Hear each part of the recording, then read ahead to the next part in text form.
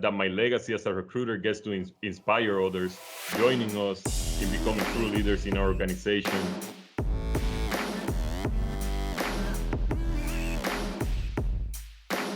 Welcome to the BLUF podcast, where you get the bottom line up front and we won't waste your time.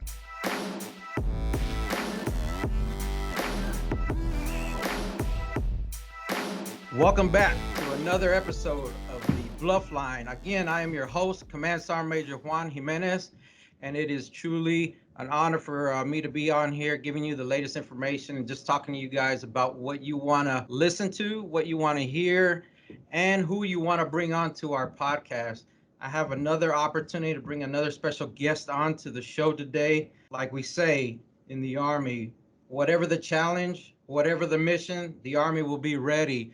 And I got an opportunity to bring an Army recruiter today to talk a little bit about how they recruit in today's Army.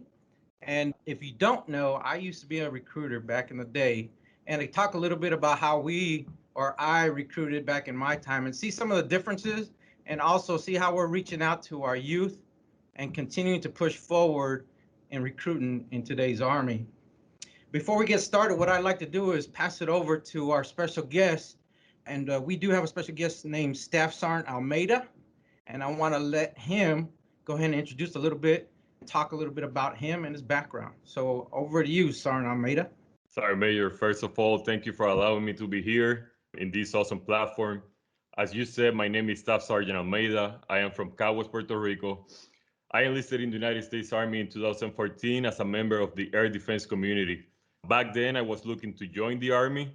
It seemed like a really cool thing to do, but in reality, I didn't know much about the lifestyle or any of the benefits that the Army was able to offer. So I ended up going to the Army local recruiting office and met with a recruiter. And let me tell you, Sergeant Major, the recruiter did an awesome job explaining me the benefits that the Army has to offer, including medical benefits, educational benefits, and the part-time and full-time side of the Army, which in my case, I ended up going to the full-time side of the Army, which is the active duty. And since then, I have been able to have some outstanding memories and experiences, including traveling to multiple locations around the world, and most importantly, to complete my education, including a bachelor's degree and a master's degree, all paid by the Army. So it was a really good decision for me to go visit the recruiting office and join this awesome organization. And now I am here. I am a United States Army recruiter here in Metairie, Louisiana. Hey, that is awesome. And I'll tell you that story that you just talked about, I'm sure there are others out there that are kind of following along those lines. And I can tell you that when I joined back in 1993, that storyline was probably fitting for me as well, except I joined out of El Paso, Texas, where you joined out of Puerto Rico. You know, I wanted to get some education under my belt.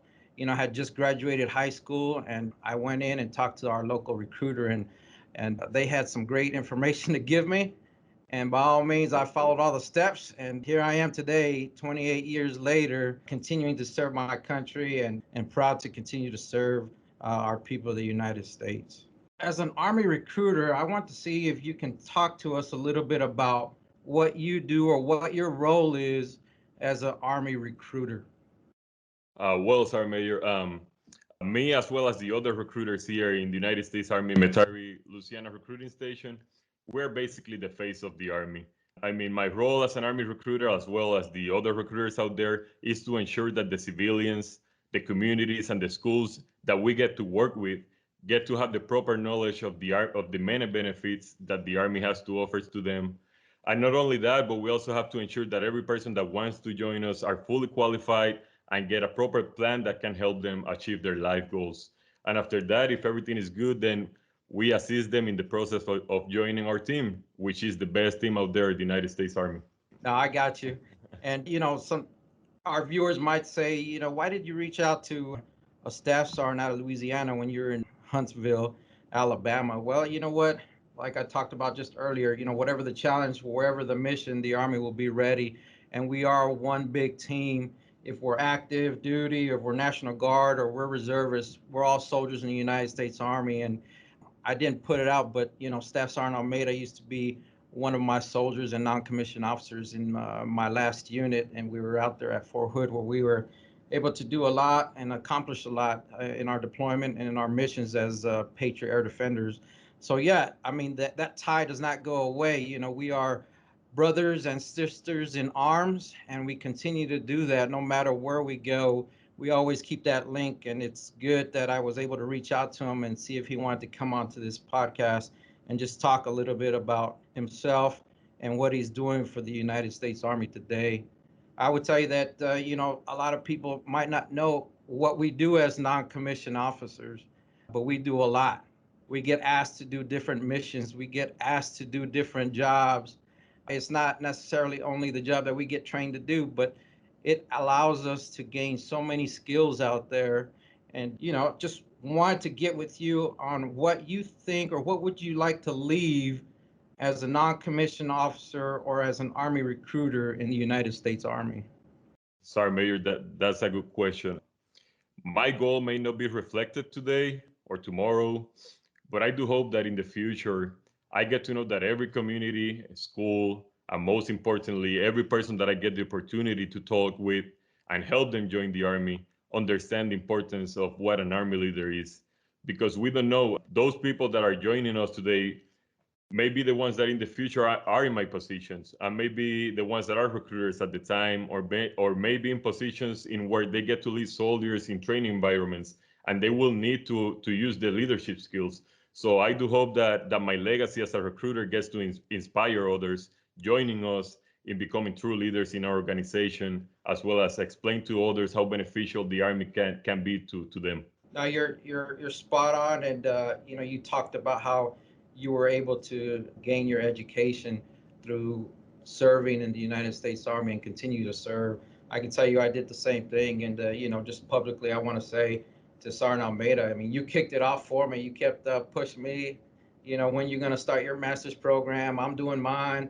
So while we were deployed, even we kicked off our college, and we were going through college classes while we were in our deployment on our off time. We'd get our classes in. Anytime we had a little bit of free time, we were taking care of classes. And by all means, as you can tell, that tie never goes away. I want to talk a little bit about how you recruit nowadays versus how I kind of recruited back then. And I'm sure there is differences. I can tell you that, when I recruited back in my time, we used an acronym called Teams T to help people join in, and it dealt with training and education and adventure and money, service to country, and traveling around the world, being a United States soldier. I just wanted to see what your take is on in today's recruitment world. Sorry, Mayor. I believe one of the main differences how you recruited back in the day to how we recruit now is the use of social media platforms. Social media platforms have allowed me, as well as other recruiters in my recruiting station, to keep communicating and providing information to the people within our communities, even during this pandemic that we're facing, which we know is difficult. And like, for example, some of my coworkers have been able to participate in online classrooms in order to provide students with Army presentations. And I think that is really cool that we get to do that nowadays. So most definitely, we have been adapting to the way we approach people, and also keeping some of the traditional ways, like including going out to the community and making sure that the people out there know that that we're here to not only help them join the Army, but we're also here for the parents, the teachers, and the veterans in our community, which they help us a lot, and we most definitely have to give them our support. You're right, and I can tell you that those same lines were kind of the same things that we did back in the day when I recruited, and it was really gaining the trust of our community to let them know that we are here as a avenue for information to help our community continue to build this all volunteer army that we serve in. And it's really the help of the community that helps us get our message out. It's the veterans out there, it's our DoD contractors, our installation employees, our current active duty soldiers, our National Guards, our reservists. I mean, you name it, those all help us in pushing out the message if someone so desires to serve their country with the United States Army. And I would tell you that that's important. And as an Army recruiter, we are those ambassadors to go out there and talk to those, to continue to talk their story and help us help others, get in this uniform. and be future soldiers so they can take our jobs. That's correct. That's correct, Sergeant Major. I can tell you that when I first arrived to do my recruiting duty back in the day, my first task was to get to know my community, and my station commander was advised me to just go out and meet people, meet everybody you can, and let them know that you are the Army recruiter without recruiting just right away. But as soon as that time was up, I was reaching out and helping assist people join the United States Army. But it is important to talk to teachers, do college presentations, high school presentations, do phone calls, and we did all that. And like you talked about in today's recruitment world, you are really using social media to get out there, and so are we. A lot of times there's a little bit of controversy on why sergeant majors get on a podcast, why sergeant majors get out there and get on their FaceTime. And it's really to continue our message of, we are the backbone of the Army. We are non-commissioned officers, and we are still here helping our commanders, advising our people in different platforms because we have become adaptive and innovative. How do you build rapport with your community nowadays? I know it's more difficult now to go to the schools, but every time they allow us to get the opportunity, they give us the opportunity to go visit. We establish trust in that school. We go and visit them. We also have the Future Soldiers program, which we are allowing these civilians that we help the future soldiers, but we also they invite their friends, which are other civilians that want to see how the army is, and we help them. I would tell you that, I know, even though I'm over here in Huntsville, Alabama, and you're in Louisiana, and there might be people out there listening to our podcast and wanting more information, by all means, they can reach you at your Louisiana location, or you can give us a call in our local area, and our local number is 256-518-3972 here at Redstone Arsenal. But by all means, if there's anything else that you would like to talk about, this is your platform. Sorry, Mary, I just want to let the listeners of this podcast know that the experience that I had while serving in the Army, it's been an outstanding experience for me.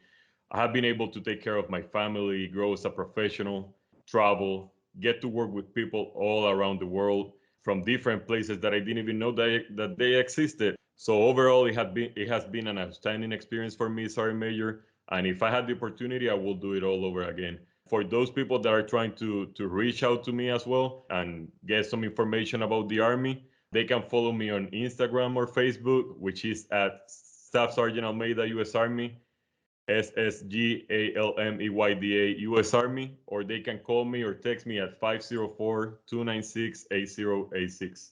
So you guys are not a one recruiter all the way processing station anymore, right?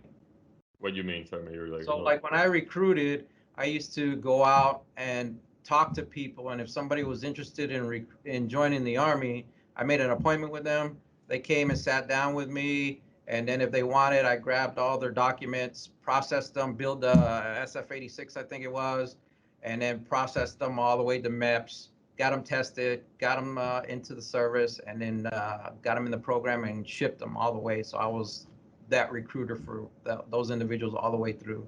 No, it's the same way, Sergeant Major. That's what we do. Okay, so there's no passing over of people. You find somebody, you're processing them all the way through. Yeah, we find some people and we pass them all the way through. Outstanding. No, I think that's great, man. I want to thank you for taking the opportunity. I know you're busy out there recruiting, and taking the opportunity to jump on this podcast and talk a little bit about recruiting.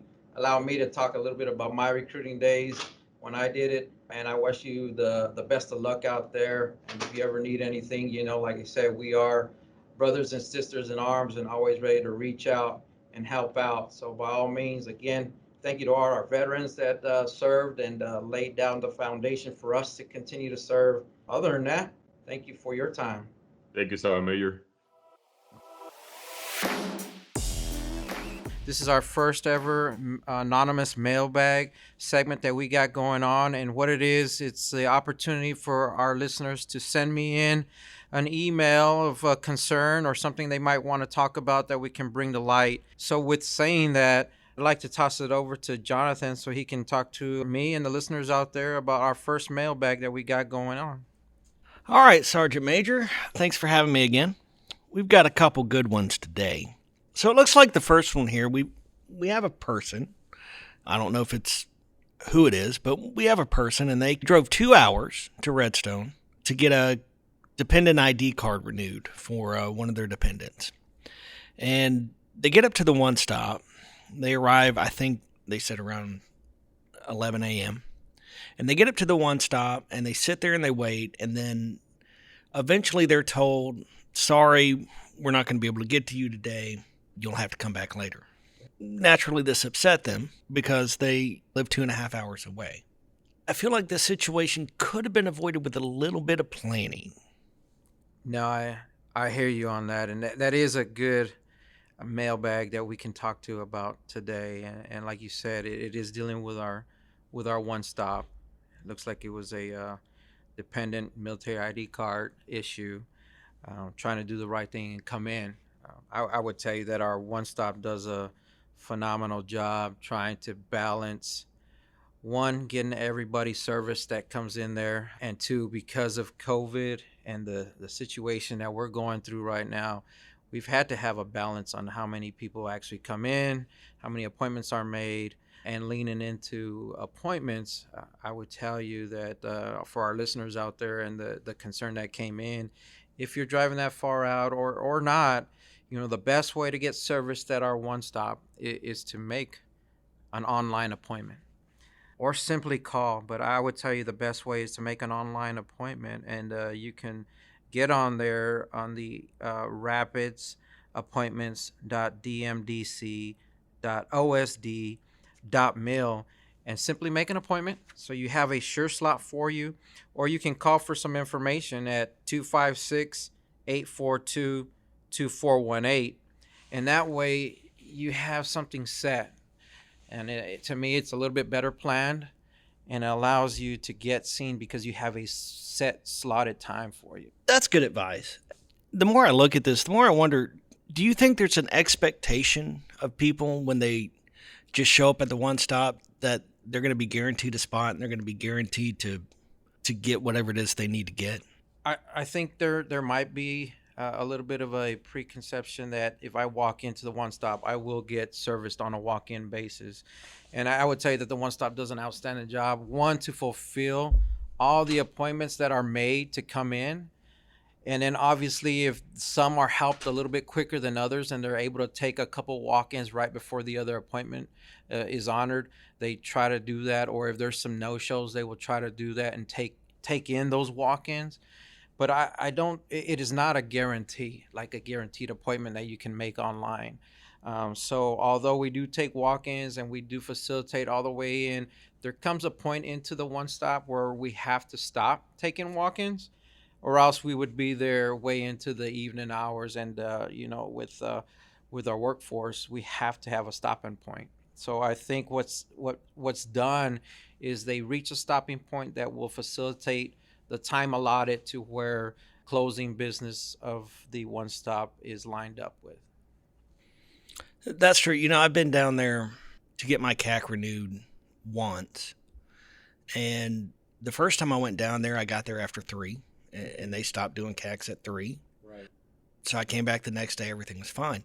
And then last week we had another one of our employees. He went down there and he got there about 2:50. But by the time he got up to the window, it was after 3 o'clock, and they said, hey, you got to come back the next day. Right. No big deal. But no, I mean, and you're right. I think what the one stop does is it tries to accommodate everybody, but there has to be a stopping point, or else we'd be going all night. So really, the expectation for someone to get seen on a walk-in basis would probably be having to come in early in the morning. If you're coming in the late afternoon, your chances get slimmer, I think. And, if you drove, a certain amount of hours and you don't get service, I would probably be a little disappointed too. So I think the right thing to do and the sure thing to do is just make the appointment, or call if you're having trouble on the online service. Call the number and leave a message and see when they get back to you.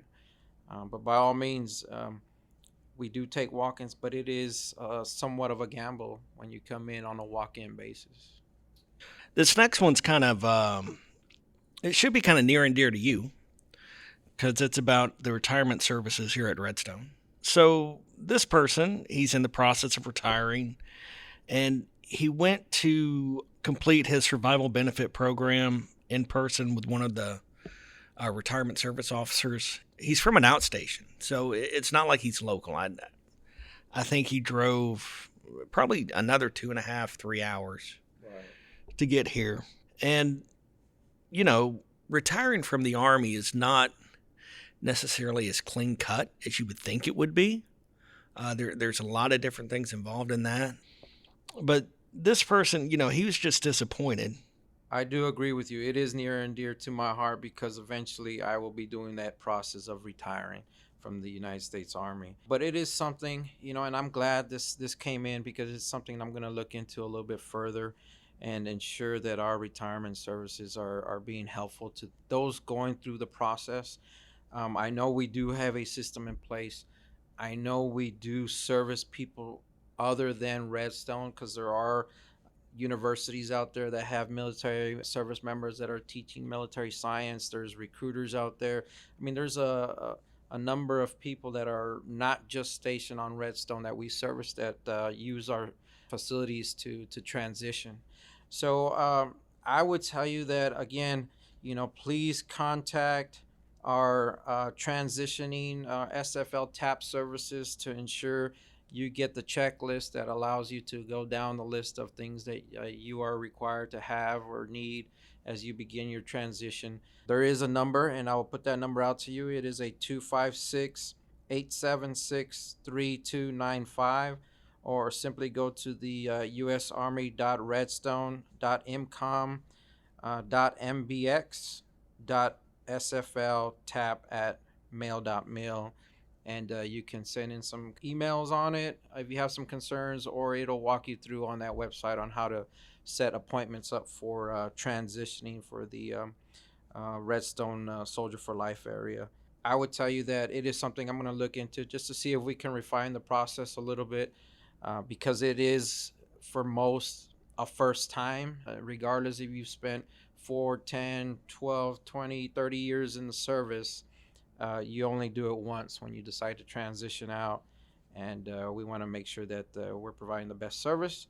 I know COVID kind of threw some things off, as well as the other one I just explained on how we have personnel here or telework, and so there are some elements in this program as well that have our employees teleworking, have our employees coming in different segments or different time hacks so that we do not potentially put people in danger of being too close to each other during the COVID pandemic. So it is taking a little bit of time to adjust to these programs and facilitate all our workers or all our people that are using these facilities to help either transition or to help renew a military ID card or CAT card. But those are some numbers that you can reach out to ensure that you have an appointment set, which will help you out versus trying to do a walk-in. That's a good point about COVID. We get tired of talking about it because it's been going on for over a year now. But with all the forward-facing services that Redstone and the Garrison and all of those provide, these men and women really have done a good job of keeping the doors open, keeping the things moving. And I think it's just going to take a little patience from all of us until we can kind of get back to normal, if that ever happens. No, you're right. And like I said earlier, I mean, you might not get the answer you want, but I promise I'll get you an answer. And, the answer is COVID had a vote, and we have been operating a little differently. Our claim to fame is we never closed down completely all our services, but we have had to tailor them back. And it's in order to not have to completely close them, but it has put a little bit of a damper. It has put a learning curve on how we continue to provide these services at the one stop, be it an ID card renewal or a transitioning service member to retirement, dealing with all the DD 214s, and I mean, you name it. Those processes have taken us in a different direction on how we can still provide it, how we can still be safe during this pandemic, and make sure we're trying to capture everybody that's going through that process. So, I think really doing a little planning on everybody's part will go a long way.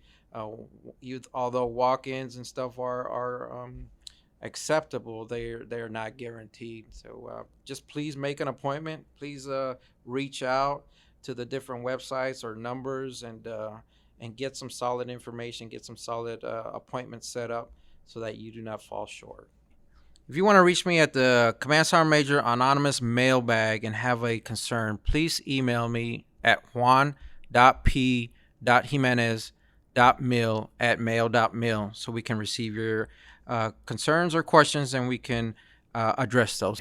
Jonathan, thank you so much for throwing me those 2 emails in our mailbag segment. And with that wraps up our mailbag segment for today. And I thank you, and continue to send in some questions so that way we may bring you the answer on this podcast. Until then, bye-bye.